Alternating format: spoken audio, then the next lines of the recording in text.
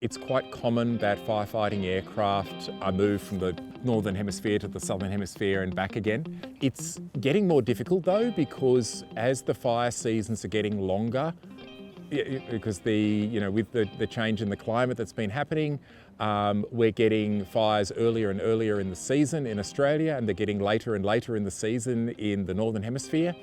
And that means that the fire seasons are starting to overlap. The SIG helicopters used by the Rural Fire Service at the moment, I've seen estimates of around $1,000, $2,000 an hour to run them, and of course they cost a lot to buy. But it's not just the aircraft, it's also the air crew. The people who fly those aircraft are incredibly talented and very, very well trained.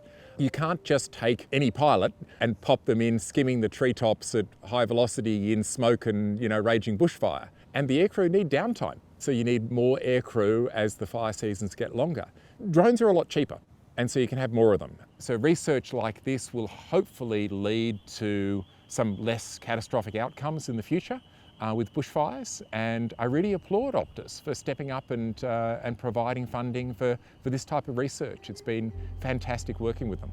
I would be surprised if the way we deploy them, that our concept of how we utilise it doesn't change over the years. It's a 5-year project, and almost certainly as we start using it with the fire services, we will learn more about how to best take advantage of it, how to provide assistance while providing the minimum burden, because it makes managing the site of the fire more complex, because you've got more people around, you've got more technology around, and all of the existing firefighting systems will interact with the technology.